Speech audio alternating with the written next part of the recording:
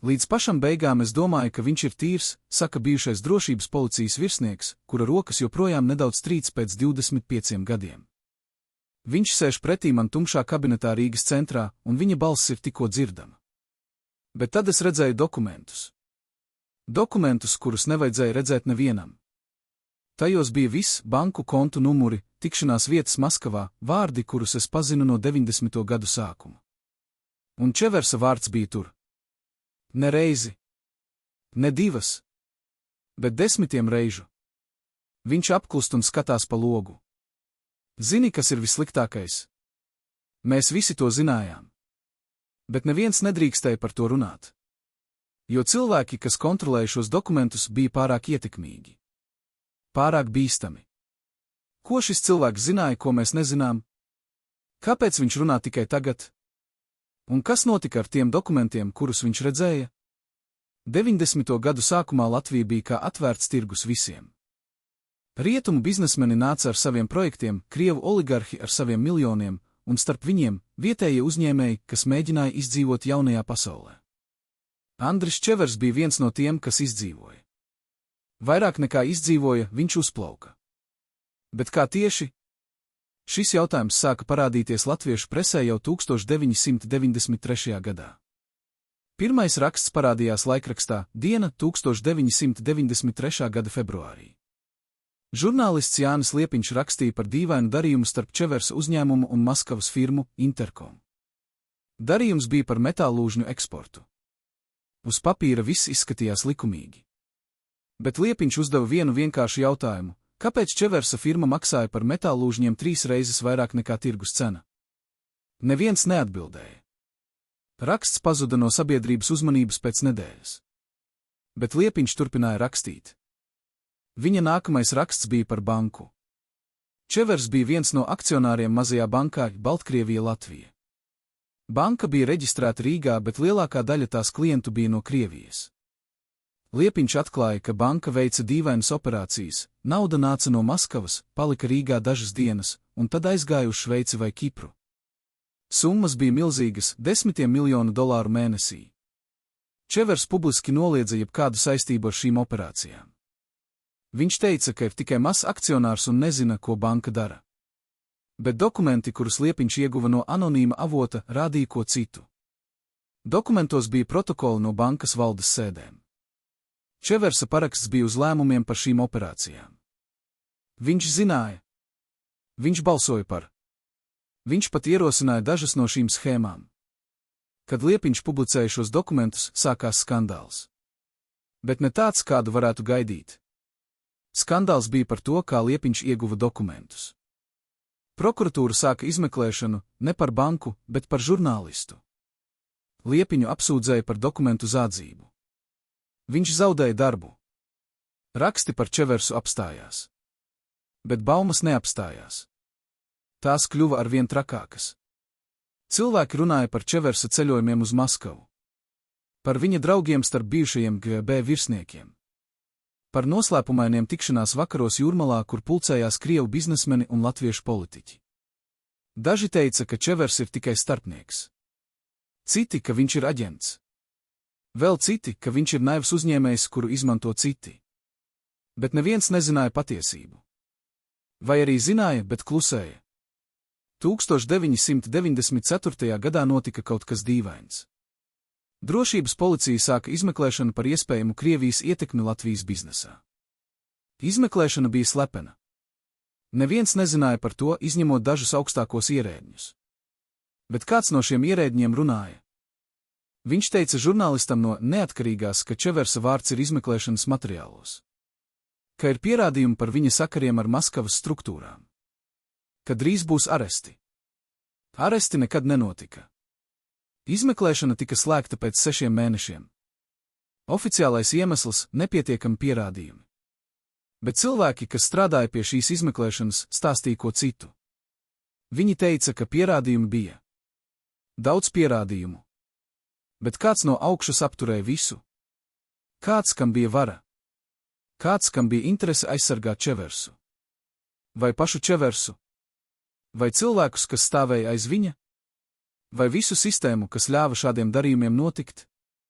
Viens no izmeklētājiem, kas strādāja pie šīs lietas, tagad dzīvo ārzemēs. Viņš piekrita runāt ar mani tikai ar nosacījumu, ka es neatklāšu viņa vārdu. Viņš saka, ka viņiem bija viss. Mums bija banku izraksti, kas rādīja naudas plūsmu no Maskavas uz Čeversa kontiem. Mums bija liecinieku liecības par tikšanās ar Krievu izlūkdienesta virsniekiem. Mums pat bija audio ieraksti no vienas tikšanās Maskavā, kur Čevers apsprieda, kā izvest naudu no Krievijas caur Latviju. Bet tad viss apstājās. Viņš stāsta, ka vienu dienu viņu izsauca pie priekšnieka. Priekšnieks bija nervos. Viņš teica, ka lieta ir jāslēdz. Ka nav pierādījumu. Ka viss ir tikai baumas. Izmeklētājs mēģināja protestēt. Viņš rādīja dokumentus.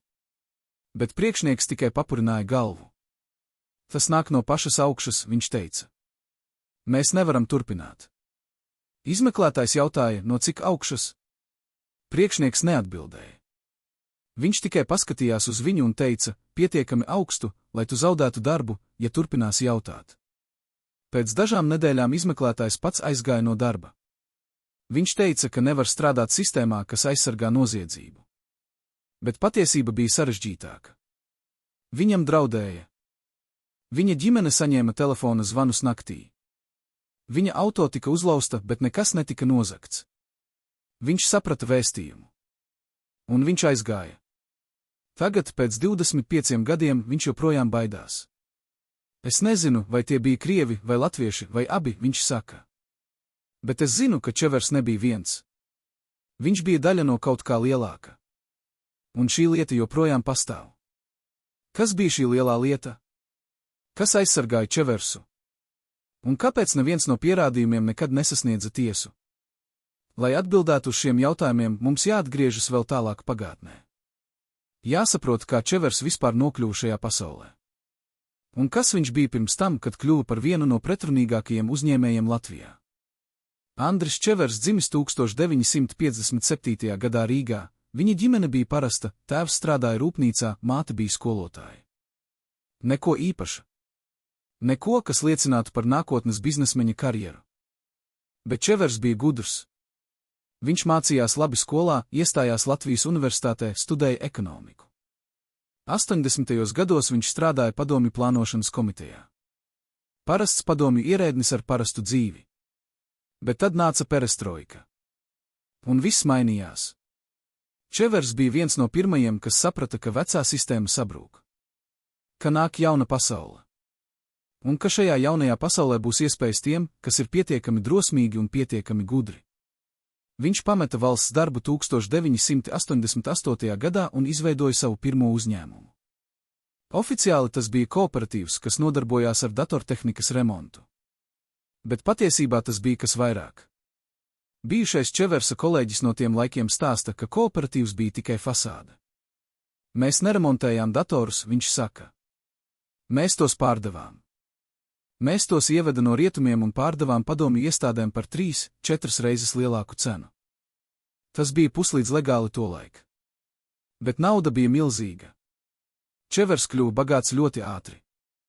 Pārāk ātri, lai tas būtu tikai no datoru tirdzniecības.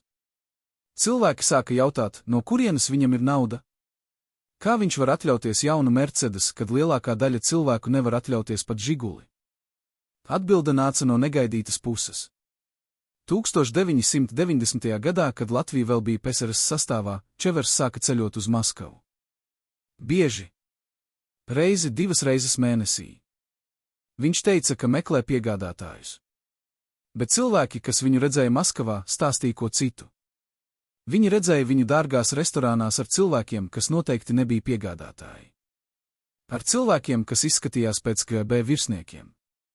Vai bijušajiem GVB virsniekiem. Tolaik bija grūti pateikt atšķirību. Viens no šiem cilvēkiem bija Viktors Ivanovs. Ivanovs bija bijušais KGB pulkvedis, kas 1989. gadā pārgāja biznesā. Viņš izveidoja firmu Interkom, kas oficiāli nodarbojās ar starptautisko tirdzniecību. Bet patiesībā Interkom bija viena no pirmajām struktūrām, kas izveda naudu no Krievijas.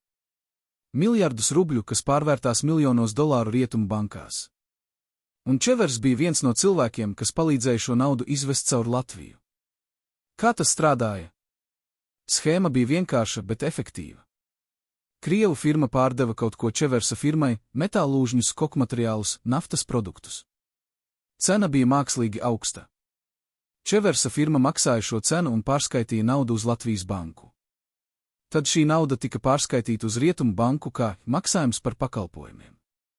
Patiesībā nekādi pakalpojumi nebija. Tā bija tikai nauda, kas tika izmazgāta. Un Čevers par katru darījumu saņēma savu procentu. Dažreiz 5%.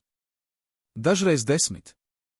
Bet, kad darījumi bija par miljoniem, pat 5% bija milzīga nauda. Vai Čevers zināja, ka viņš palīdz izvest naudu no Krievijas?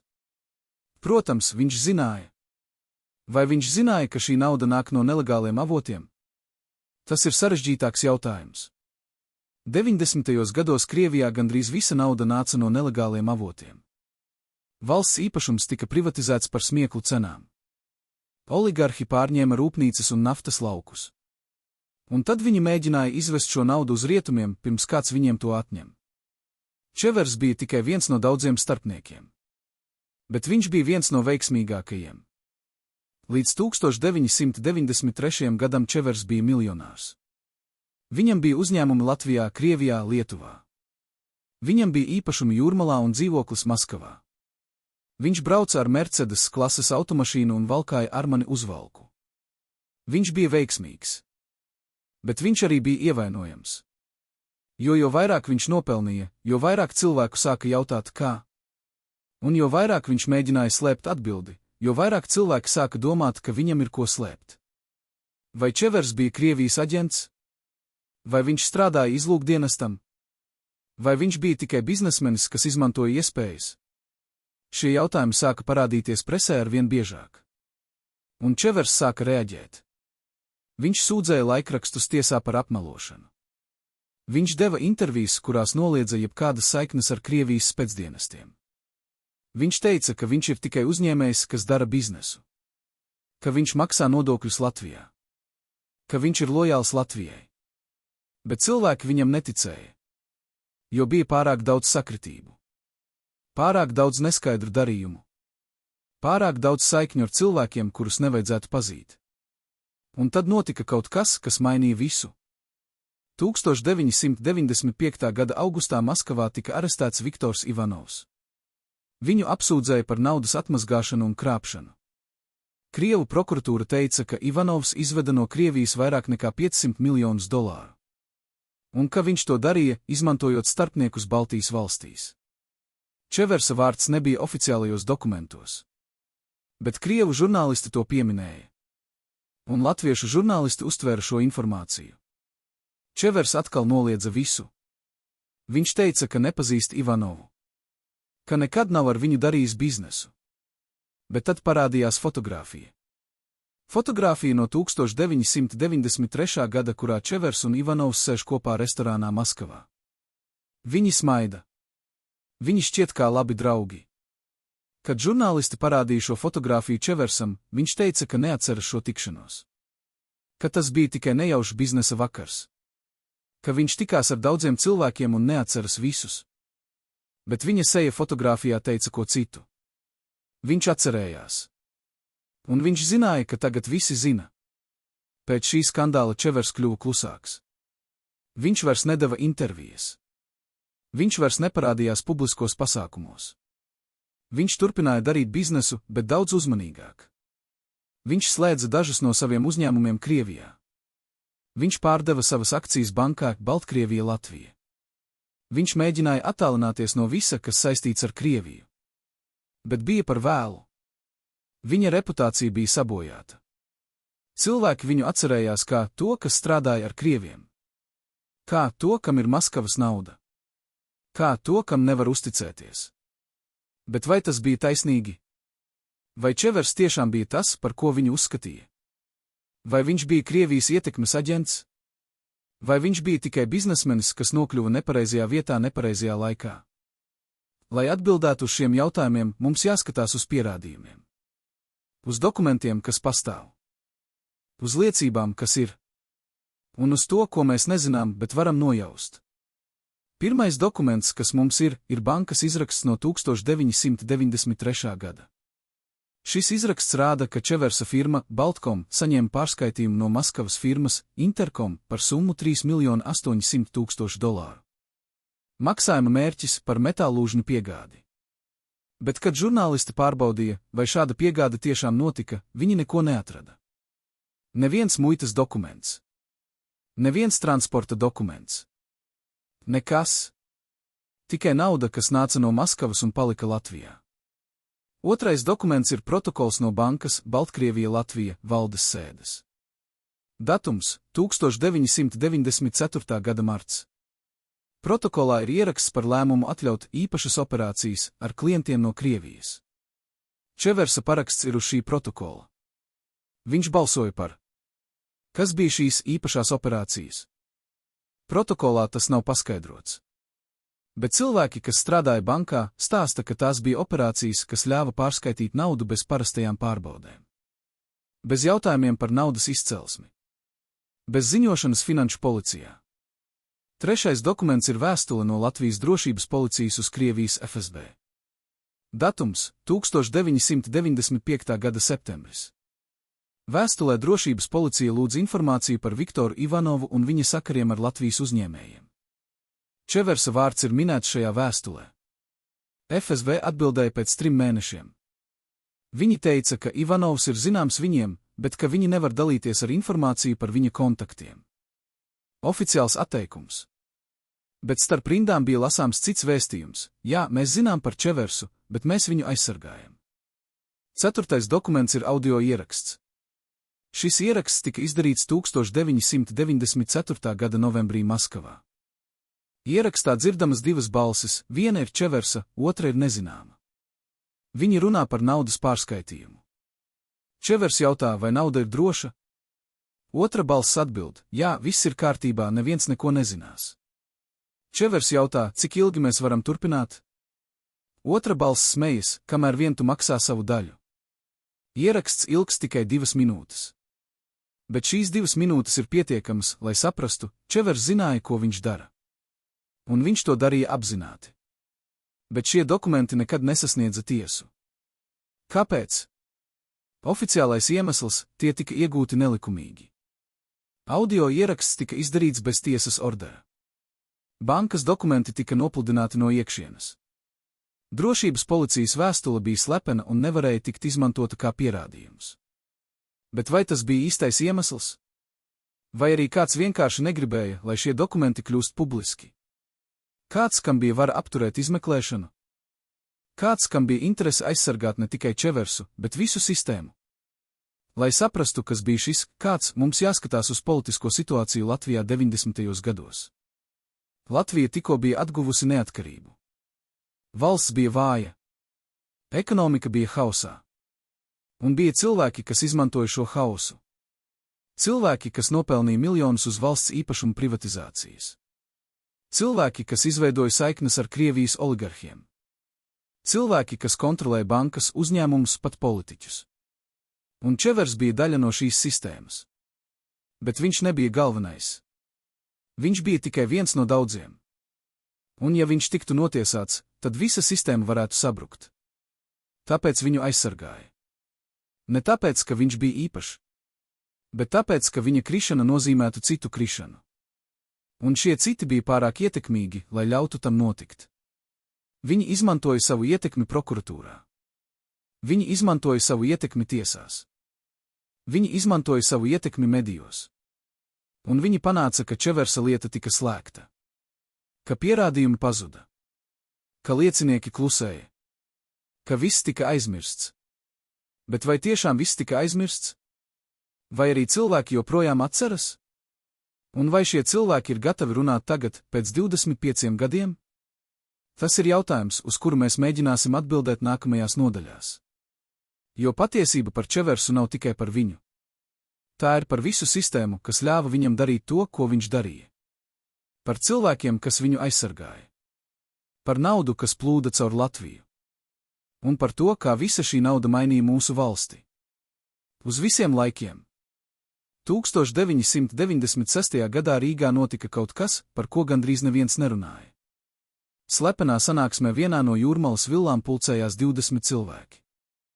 Starp viņiem bija 3 ministri, 5 banku īpašnieki, 7 lieli uzņēmēji un 5 cilvēki, kuru vārdi nekad neparādījās publiskos dokumentos. Andris Čevers bija viens no šiem uzņēmējiem. Bijušais drošības dienesta darbinieks, kas tajā vakarā bija ārpusē, stāv sardzē, vēlāk stāstīja, ka sanāksme ilga 5 stundas. Viņi runāja par naudu. Par to, kā izvest to no Krievijas. Par to, kā to padarīt likumīgu Latvijā. Un par to, kā sadalīt procentus. Viņš atceras, ka Čevers runāja maz, bet klausījās uzmanīgi. Viņš nebija galvenais. Bet viņš bija tur. Un tas nozīmēja, ka viņš bija daļa no iekšējā loka. Kas vēl bija tajā istabā? Par ko viņi vienojās? Un kāpēc neviens no viņiem nekad netika saukts pie atbildības? Šī sanāksme nebija pirmā. Un tā nebija pēdējā. Cilvēki, kas dzīvoja blakus villām Jūrmalā, stāsta, ka šādas sanāksmes notika regulāri. Reizi mēnesī. Dažreiz biežāk. Vienmēr naktī. Vienmēr ar drošības. Vienmēr ar tiem pašiem cilvēkiem. Un vienmēr ar vienu mērķi – vienoties par to, kā turpināt biznesu, kas nesa miljonus. Biznesu, kas bija uz likuma robežas. Vai pāri tai. Viens no kaimiņiem, pensionēts skolotājs, atceras, ka viņš reiz redzēja Čeversu iznākam no vienas šādas sanāksmes. Bija ap 3 naktī. Es nevarēju gulēt un skatījos pa logu. Redzēju, kā viņš iekāpa savā Mercedes. Bet pirms tam viņš runāja ar vēl vienu vīrieti. Es nedzirdēju, ko viņi runāja, bet redzēju, ka Čevers nodeva viņam kaut ko. Aploksni. Biezu aploksni. Otrs vīrietis to paņēma un ielika kabatā. Tad viņi parokojās rokas un aizbrauca. Kas bija tajā aploksnē? Nauda? Dokumenti? Vai kaut kas vēl bīstamāks? Lai saprastu, kas notika tajās sanāksmēs, mums jārunā ar cilvēkiem, kas bija tur. Bet lielākā daļa no viņiem ir miruši. 3 no ministrijiem nomira no sirdslēkmes 90. gadu beigās. 2 no banku īpašniekiem tika noslapkavoti. 1 no uzņēmējiem pazuda bez vēsts. Un pārējie klusē. Viņi klusē, jo baidās. Vai arī tāpēc, ka viņiem ir ko zaudēt. Jo daži no viņiem joprojām ir pie varas.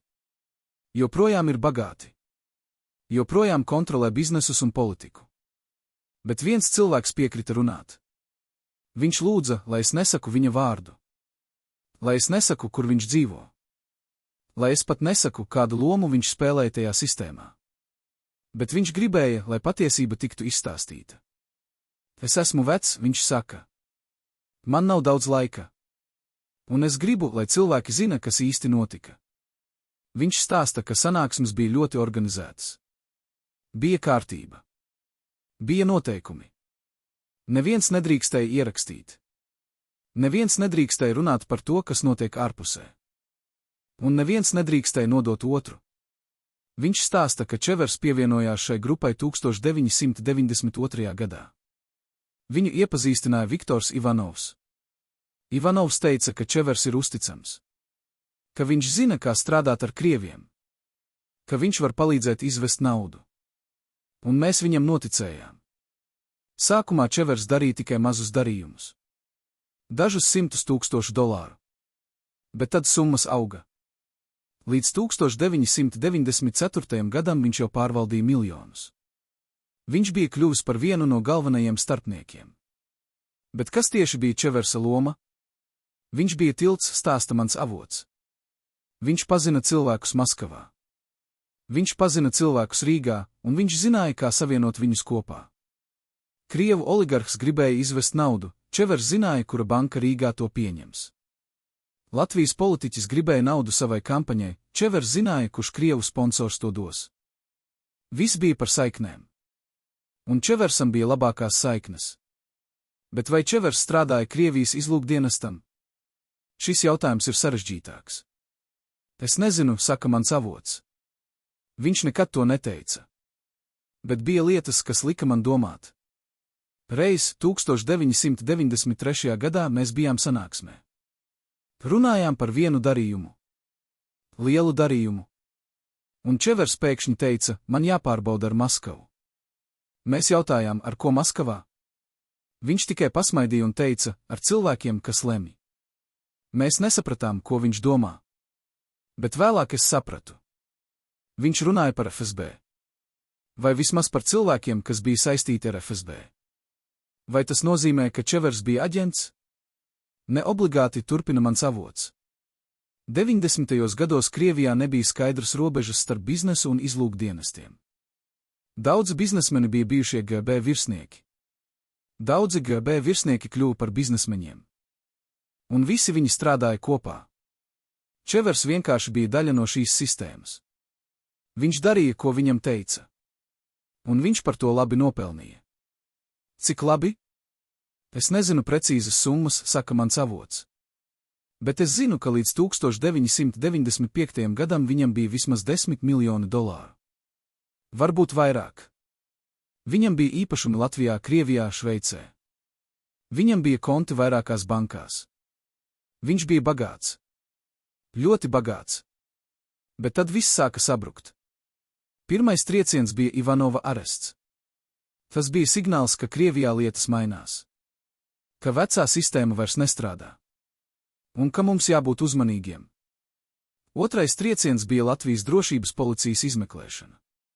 Mēs visi zinājām par to, stāsta mans avots. Mēs zinājām, ka viņi mūs vēro. Ka viņi klausās mūsu telefonus. Ka viņi mēģina iegūt pierādījumus. Bet mēs domājām, ka esam drošībā. Ka mums ir aizsardzība augstākajā līmenī. Un viņiem bija. Bija cilvēki valdībā, kas mūs aizsargāja. Cilvēki, kas paši bija daļa no sistēmas. Vai arī cilvēki, kas saņēma naudu, lai aizsargātu mūs. Bet tad notika kaut kas negaidīts. Viens no ministrijiem, kas bija daļa no grupas, pēkšņi nomira. Oficiāli sirds lēkme. Bet cilvēki, kas viņu pazina, teica, ka viņš bija vesels. Ka viņam nebija sirds problēmu. Ka viņš tikko bija izgājis medicīnisko pārbaudi un viss bija kārtībā. Es domāju, ka viņu nogalināja, saka mans avots. Es nezinu, kas to darīja. Bet es zinu, kāpēc. Viņš gribēja izstāties. Viņš gribēja pateikt patiesību. Un kāds viņu apturēja? Pēc šīs nāves grupa sāka izjukt. Cilvēki sāka baidīties. Daži aizbrauca no Latvijas. Citi slēdza savus biznesus. Vēl citi mēģināja vienoties ar prokuratūru. Bija hauss. Čevers bija viens no tiem, kas palika. Viņš domāja, ka ir pietiekami aizsargāts. Ka viņam ir pietiekami daudz draugu augstās vietās. Bet viņš kļūdījās.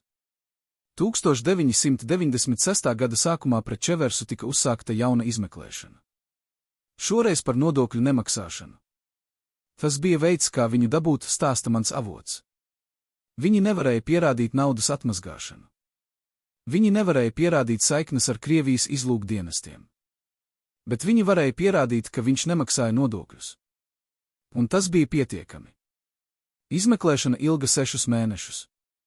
Čeversa biroji tika kratīti. Viņa dokumenti tika konfiscēti. Viņa konti tika iesaldēti. Viņš bija izmisis, stāsta mans avots. Viņš zvanīja visiem, kurus pazina. Lūdza palīdzību. Bet neviens negribēja palīdzēt. Jo visi baidījās, ka, ja viņi palīdzēs viņam, tad viņi būs nākamie. Bet tad atkal notika kaut kas dīvains. Izmeklēšana tika apturēta. Oficiālais iemesls – procedūras kļūdas. Dokumenti tika konfiscēti bez pareiza ordera. Liecinieki tika nopratināti bez advokāta. Tehniskas kļūdas, kas nozīmēja, ka visi pierādījumi bija nederīgi.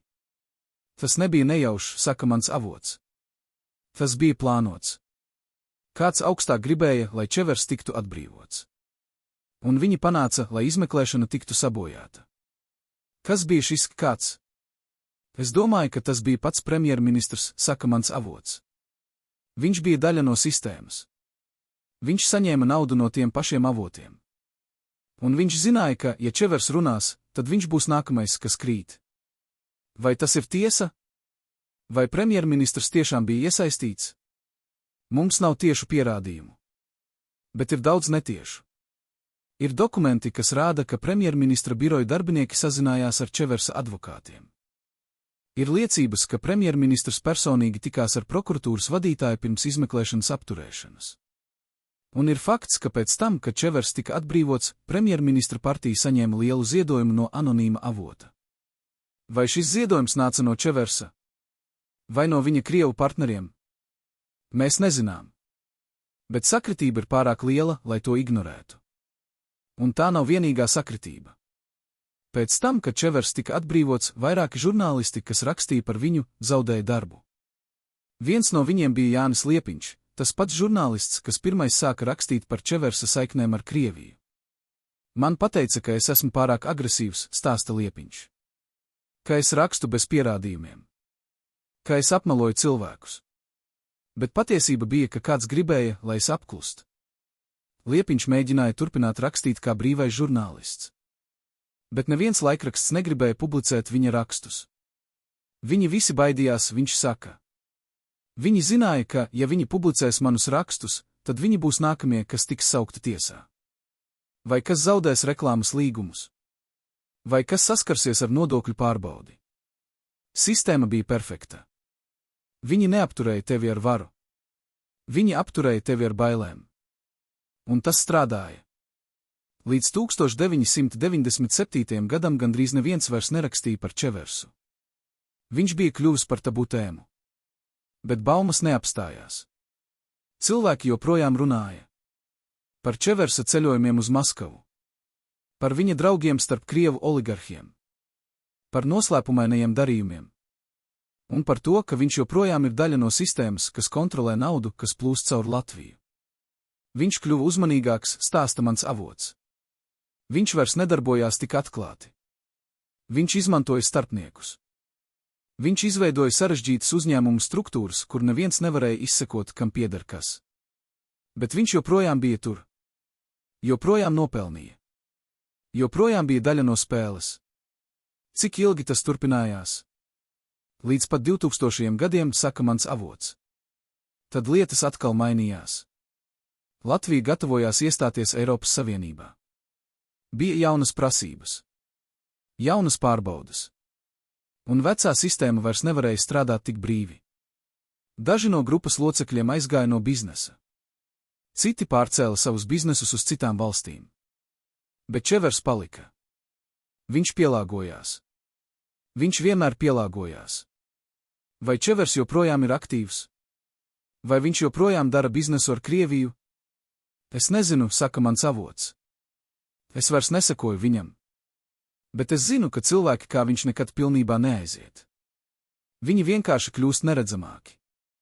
Un tas ir tas, kas ir visbaismīgākais. Ne tas, ko mēs zinām par Čeversu. Bet tas, ko mēs nezinām. Cik daudz cilvēku kā viņš joprojām darbojas? Cik daudz naudas joprojām plūst caur Latviju no Krievijas? Un cik daudz cilvēku pie varas joprojām ir daļa no šīs sistēmas? Šie jautājumi nav tikai par pagātni. Tie ir par tagadni. Jo sistēma, kas ļāva Čeversam darīt to, ko viņš darīja, nekad pilnībā netika iznīcināta. Tā tikai pārveidojās. Kļuva sarežģītāka. Grūtāk atklājama. Bet tā joprojām pastāv. Un kamēr tā pastāv, cilvēki kā Čevers vienmēr atradīs veidu, kā izmantot to, vai mēs kādreiz uzzināsim pilnu patiesību par Čeversu. Vai dokumenti, kas tika paslēpti, kādreiz kļūs publiski? Vai liecinieki, kas klusē, kādreiz runās? 1998. gadā notika kaut kas, kas varēja mainīt visu. Latvijas valsts arhīvs saņēma slepenu piegādi. Kāds anonīms avots atsūtīja kasti ar dokumentiem. Dokumenti bija no bijušās drošības policijas izmeklēšanas par Čeversu.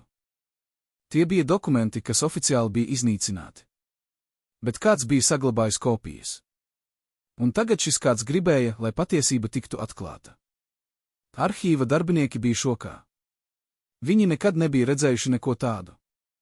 Dokumentos bija viss, banku izraksti, liecinieku liecības, audio ierakstu transkripti, fotogrāfijas.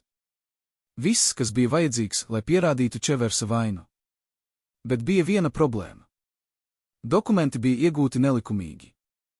Un pēc Latvijas likumiem viņi nevarēja tikt izmantoti kā pierādījumi tiesā.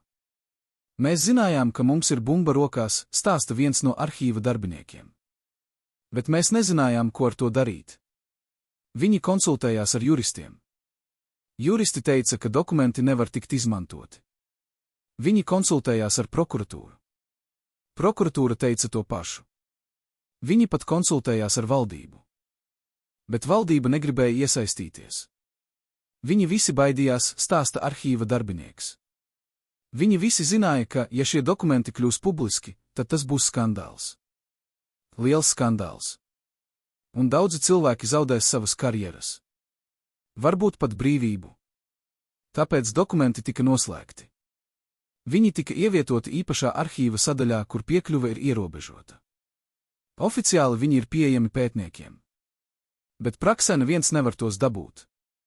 Jums vajag speciālu atļauju, stāsta arhīva darbinieks. Un šo atļauju dod tikai valsts arhīva direktors. Un direktors nekad to nedod. Viņš vienmēr atrod iemeslu, kāpēc nē. Kāpēc? Jo viņš zina, kas ir tajos dokumentos. Un viņš zina, ka, ja tie kļūs publiski, tad viņš būs tas, kas būs jāatbild. Vai šie dokumenti joprojām pastāv? Vai tie joprojām ir arhīvā? Es domāju, ka jā, saka arhīva darbinieks. Bet es nezinu, cik ilgi. Jo ir cilvēki, kas gribētu, lai tie pazustu. Pavisam. Vai kāds ir mēģinājis tos nozagt? Es nezinu. Bet es zinu, ka ir bijuši dīvaini incidenti. Reiz pirms 10 gadiem kāds ielauzās arhīvā. Viņi neko nenozaga. Bet viņi bija tieši tajā sadaļā, kur ir Čeversa dokumenti. Drošības kameras bija izslēgtas. Neviens neko neredzēja. Bet mēs visi zinājām, kas tas bija. Kas tas bija? Kas mēģināja piekļūt dokumentiem? Es domāju, ka tas bija kāds no vecās sistēmas, saka arhīva darbinieks.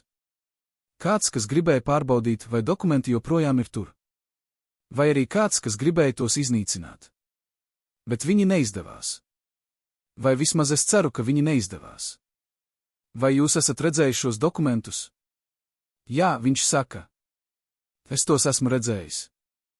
Un es varu jums pateikt, tie ir šokējoši. Ja tie kādreiz kļūs publiski, tas mainīs visu, ko mēs domājam par 90. gadiem.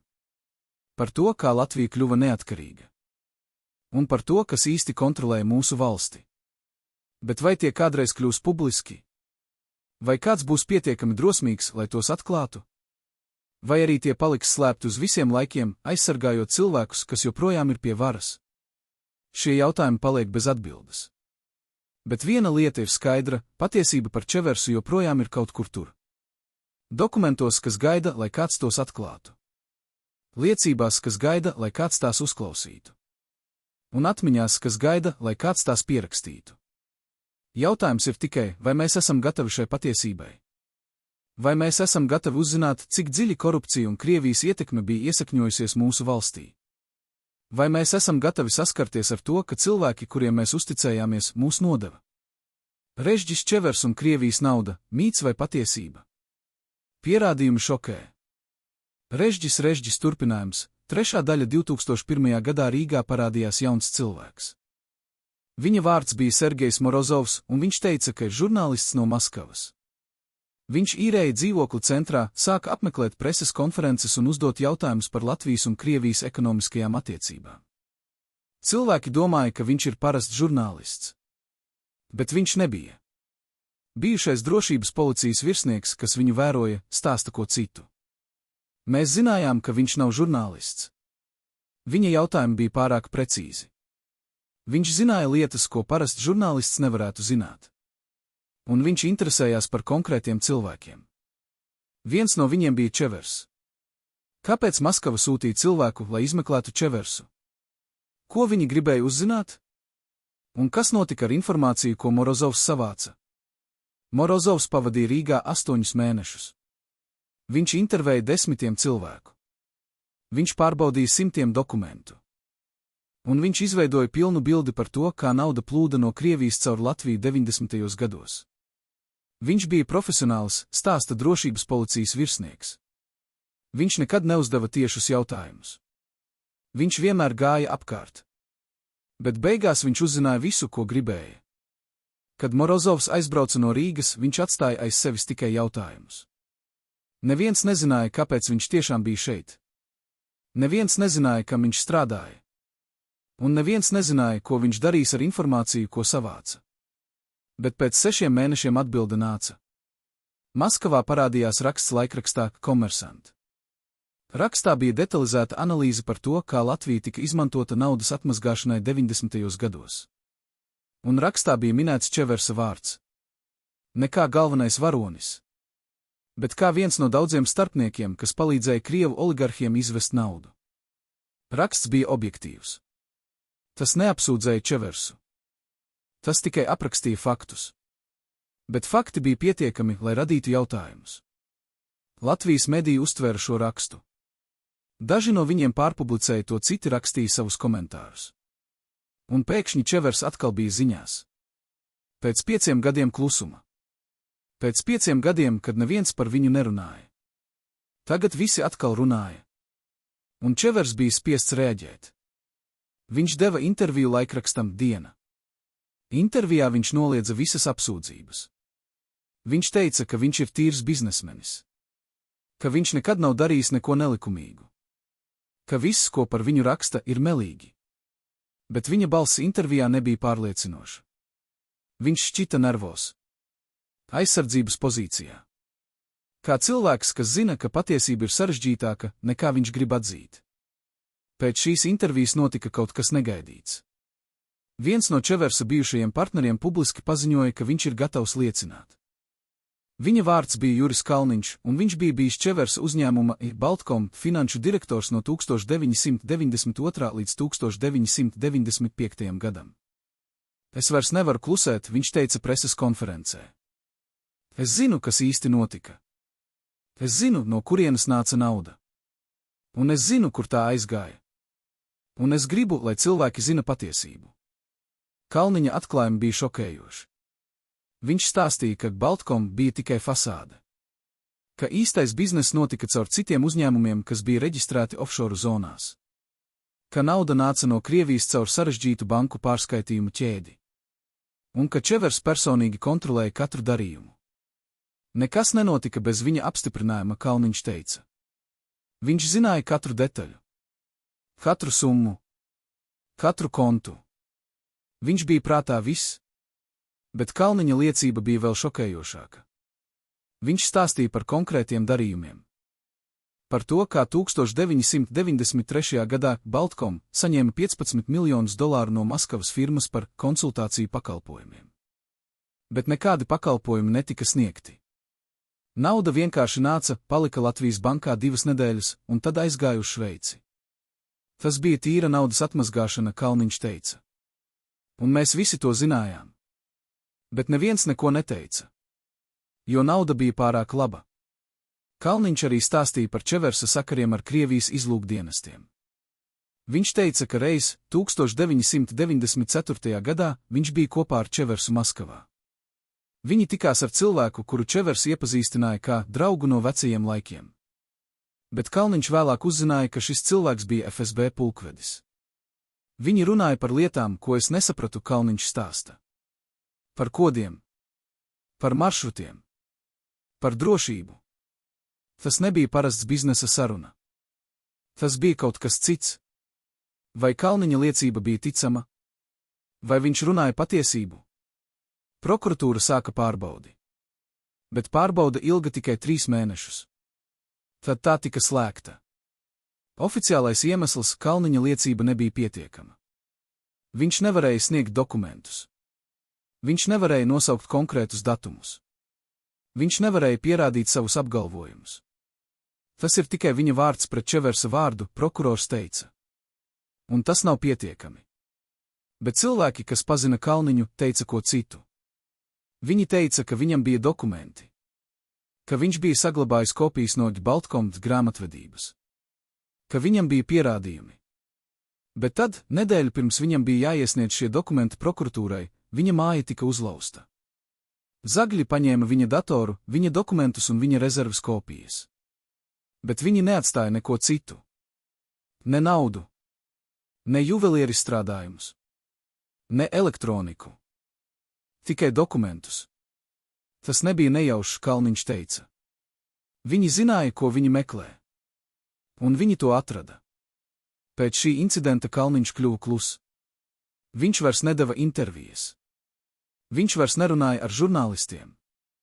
Un viņš atsauca savu piedāvājumu liecināt. Man draudēja, viņš vēlāk teica draugam. Man teica, ka, ja es turpināšu, tad notiks kaut kas slikts. Ne tikai man, bet arī manai ģimenei. Vai šie draudi nāca no Čeversa? Vai no viņa krievu partneriem? Vai no kāda cita, kas gribēja, lai patiesība paliek apslēpta? Mēs nezinām. Bet rezultāts bija skaidrs, vēl viens cilvēks, kas zināja patiesību, tika apklusināts. 2002. gadā Latvija gatavojās iestāties Eiropas Savienībā. Tas nozīmēja jaunas prasības, jaunus standartus, jaunas pārbaudas. Un tas nozīmēja, ka vecā sistēma vairs nevarēja darboties tik brīvi. Eiropas komisija prasīja, lai Latvija uzlabo savu finanšu uzraudzību. Lai tā cīnās pret naudas atmazgāšanu. Lai tā slēdz bankas, kas ir iesaistītas šādās darbībās. Un Latvija sāka rīkoties. Pirmā banka, kas tika slēgta, bija Baltkrievija Latvija, tā pati banka, kurā Čevers bija bijis akcionārs. Finanšu un kapitāla tirgus komisija teica, ka banka ir pārkāpusi naudas atmazgāšanas novēršanas likumu. Ka tā ir veikusi darījumus ar aizdomīgiem klientiem. Ka tā nav pārbaudījusi naudas izcelsmi. Banka tika slēgta un tās licences tika atsauktas. Bet neviens no bankas vadītājiem netika saukts pie atbildības. Neviens netika apsūdzēts. Neviens netika notiesāts. Viņi vienkārši aizgāja. Un nauda, kas bija bankā, pazuda. Kur aizgāja šī nauda? Oficiāli tā tika pārskaitīta uz citām bankām, kur bija klientu konti. Bet cilvēki, kas strādāja bankā, stāsta ko citu. Viņi stāsta, ka pirms bankas slēgšanas notika liela naudas pārskaitīšana.